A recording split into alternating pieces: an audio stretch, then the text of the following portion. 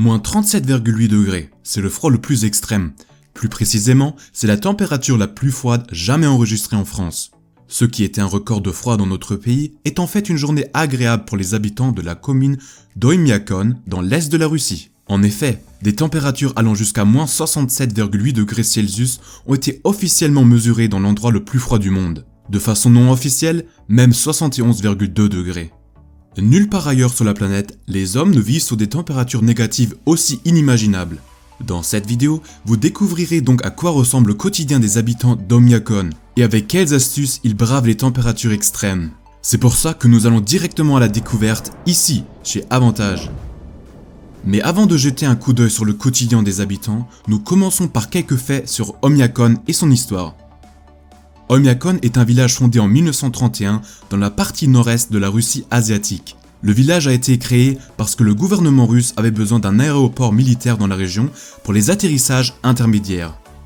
Les constructeurs et les employés de l'aéroport se sont installés autour de l'aérodrome et c'est ainsi qu'Oymyakon a vu le jour.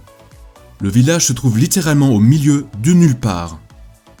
Il est tellement isolé qu'il faut faire un voyage de 2 jours en voiture depuis la capitale de la République, Yakoutie, pour arriver au village. Avec des températures hivernales typiques comprises entre moins 51 degrés et moins 41 degrés Celsius, le lieu n'est en effet pas vraiment habitable du tout. Mais les habitants se sont adaptés à de nombreuses circonstances extrêmes au cours des 90 dernières années. Nous vous montrons maintenant comment les 462 habitants d'Oymyakon passent leur journée. Tôt le matin déjà, il fait extrêmement froid à Oymyakon à cette période de l'année. Ce qui rend beaucoup d'activités normales du matin nettement plus difficiles. Il fait si froid qu'à l'extérieur, la salive gèle sur les lèvres et pique la peau comme de petites aiguilles. Même les cils gèlent immédiatement. Les porteurs de lunettes doivent faire particulièrement attention, car les lunettes peuvent tout simplement geler sur le visage en raison de la température extrêmement basse. Après seulement quelques minutes passées à l'extérieur, il est facile d'attraper des engelures sur le corps. Pour pouvoir supporter la température, le premier réflexe des habitants est donc de s'habiller correctement. Pour cela, ils portent généralement plusieurs couches de vêtements, avec des sous-vêtements, un gros pull-over et des lourds manteaux de neige autour du corps.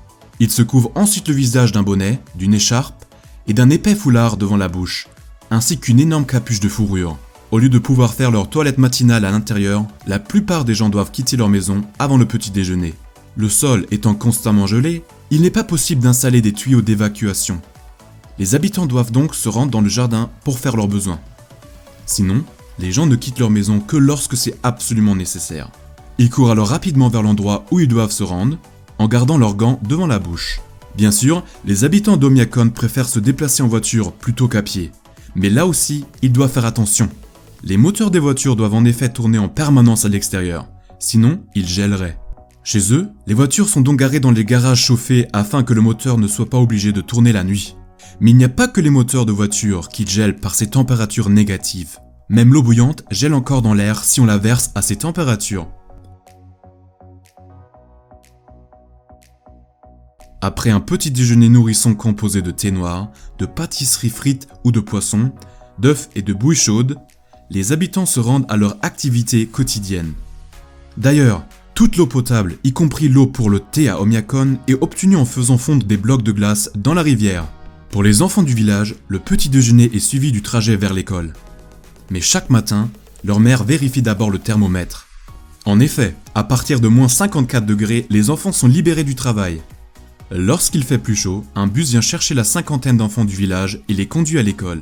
Le seul chauffeur du bus, Grégory, a spécialement préparé son bus et doit le contrôler chaque jour pour qu'il roule de manière fiable. Comme les enfants doivent bien sûr se rendre à pied jusqu'au bus et l'attendre, leur mère les enveloppe chaudement. Ils portent de nombreuses couches de vêtements, 2 vestes par-dessus, ainsi qu'une écharpe, 2 paires de gants et un bonnet de fourrure. Malgré tous ces vêtements, ils ont froid en quelques minutes. Vers 8h30 du matin, l'école commence. Mais avant de commencer les cours, les enfants courent dans le bâtiment scolaire pour se réchauffer. Après les cours qui ne sont pas très différents de ceux que nous connaissons ici, les enfants rentrent chez eux vers 14h et se précipitent dans le bus. Pendant que les enfants sont à l'école, les adultes travaillent dur. La plupart des habitants travaillent aujourd'hui dans la centrale du chauffage au charbon, comme bûcherons, chasseurs ou éleveurs. Mais comme il y a de moins en moins d'employeurs classiques et que l'aéroport militaire a été fermé, de nombreux habitants d'Oymyakon, contrairement au reste de la Russie, sont des autoproducteurs classiques et n'ont donc pas besoin de supermarchés ou de centres commerciaux. Même si certains habitants ont encore des emplois classiques comme enseignants ou médecins et peuvent ainsi travailler au chaud à l'intérieur, la plupart des habitants d'Omiakoon doivent sortir dans le froid pour exercer leur travail. Les bûcherons et les chasseurs, par exemple, doivent passer toute la journée dans le froid et sont régulièrement confrontés à des problèmes. Leurs outils gèlent plusieurs fois par jour et doivent être réchauffés sous une tente. Mais le plus gros problème des travailleurs à l'extérieur est que les journées sont extrêmement courtes en hiver. Il ne fait en effet que jour pendant 3 heures, et le soleil est absent du ciel pendant les 21 heures restantes de la journée. Cette longue nuit, également appelée nuit polaire, fait que les habitants ne sortent généralement pas beaucoup en hiver.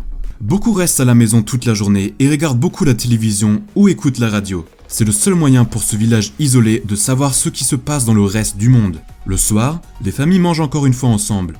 Les légumes sont d'ailleurs très rarement servis car le permafrost ne permet pas de les cultiver. Les habitants préfèrent manger des aliments froids, comme du poisson cru congelé, qui est râpé en petits morceaux, ou du foie de cheval cru congelé. Mais comme il s'agit plutôt de plats de luxe, la plupart des gens mangent de la soupe avec de la viande au quotidien. Comme l'a expliqué un villageois lors d'une interview, la viande est une nécessité absolue, car elle est la seule source d'énergie pour les habitants d'Omiakoon. Après le repas, les habitants regardent encore un peu la télévision avant d'aller se coucher et de reprendre leur lutte épuisante contre le froid le lendemain matin. Les températures extrêmes et l'obscurité prolongée, combinées à un travail acharné et à beaucoup de vodka, ne peuvent pas être bonnes pour la santé, comme le prouve d'ailleurs l'espérance de vie dans cette région. En effet, l'espérance de vie à Omiakoon n'est que de 55 ans. Lorsqu'une personne décède, il faut d'abord faire un feu pour décongeler le sol gelé. Ensuite, on peut creuser et un autre feu est nécessaire pour dégeler. Il faut donc plusieurs jours pour creuser un trou suffisamment profond pour un enterrement à Omiakoon. Au cours de ces dernières décennies, Omiakoon n'a cessé de rétrécir. Et des 2500 habitants d'autrefois, il ne reste aujourd'hui que 462. C'est tout pour une journée dans la commune la plus froide du monde. N'hésitez pas à nous dire dans les commentaires si vous imaginez y passer des vacances ou si vous préférez la chaleur. Si vous avez aimé la vidéo, donnez-nous un coup de pouce. À la prochaine fois sur Avantage, prenez soin de vous.